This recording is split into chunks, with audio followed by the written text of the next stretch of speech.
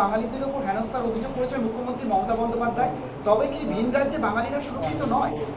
একদম মিথ্যে কথা। আসলে অনুপ্রবেশকারী আর রোহিঙ্গাদের সঙ্গে বাঙালিকে বা বাংলা ভাষাকে মিলিয়ে দিতে চাইছেন, যেরকমভাবে যোগ্য আর অযোগ্যকে একসঙ্গে উনি মিলিয়ে দিয়েছেন। আজকে সবাই ভুগছে, যোগ্য চাকরি প্রার্থী অযোগ্য চাকরি প্রার্থী দুজনেই ভুগছে। যে তাদের মধ্যে যে কে যোগ্য কেউ বের করতে পারছে না। সেরকমভাবে বাংলা ভাষা আর বাঙালি আর রোহিঙ্গা অনুপ্রবেশকারীকে তিনি একদম মিশিয়ে দিয়েছেন, যাতে কেউ কিছু বুঝতে না পারে। উল্টে এইভাবে নতুন করে একটা ফেক বিপ্লব তৈরি করার চেষ্টা করছেন। এটা লাভপ্রবণ হবে না।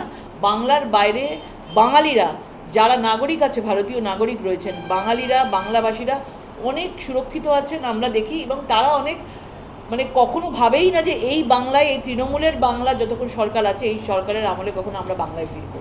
বিহারে অ্যাম্বুলেন্সে মহিলাকে ধর্ষণ, কি বলবেন? বিহারে যে কোনো জায়গায় মহিলার ওপরে যদি এই ধরনের অত্যাচার হয়, কোনো দলের ওপরে উঠে, পলিটিক্সের ওপরে উঠে আমাদের তাদের জন্য ভাবতে হবে।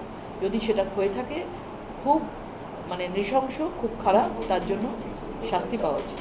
দিলীপ ঘোষের একটি ভাইরাল ভিডিও এই মুহূর্তে সোশ্যাল মিডিয়ায় প্রচুর ভাইরাল ঘটছে, বিষয়টা নিয়ে কী বলবেন? দেখুন, এই ধরনের কথার আমি উত্তর দিতে চাই না একজন মহিলা হয়ে। আর আমার মনে হয় রাজনৈতিকভাবে এটা নিয়ে যে ধরনের জিনিস চলছে সেটা না হওয়া উচিত। সম্পূর্ণভাবে এগুলো আমার মনে হয়, আমি অন্তত এগুলোকে এড়িয়ে চলি। মারছে তৃণমূল, মরছে তৃণমূল, কী বলবেন? তৃণমূলের ভেতরে পুরোপুরিভাবে ক্ষমতার লড়াই চলে এসেছে। এত বছর ধরে ক্ষমতায় রয়েছে তারা, কেউ একদম শূন্য থেকে এখন বিশাল মানুষের টাকা তারা মানুষের জন্য খরচা না করে নিজেরা কোটিপতি হয়েছে।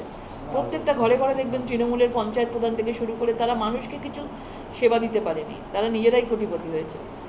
তো তাদের মধ্যে নিজেদের মধ্যে মারপিট, নিজেদের ক্ষমতা দখলের লড়াই চলছে, এবং সেই জন্য দেখছে নিজেরাই নিজেদের মধ্যে মারপিট করে, এই দলটা নিজেদের মধ্যে মারপিট করে, নিজেদের খুনোখুনি করেই এই দলটা শেষ হবে। কাউকে শেষ করতে হবে না, আপনা আপনি শেষ হবে।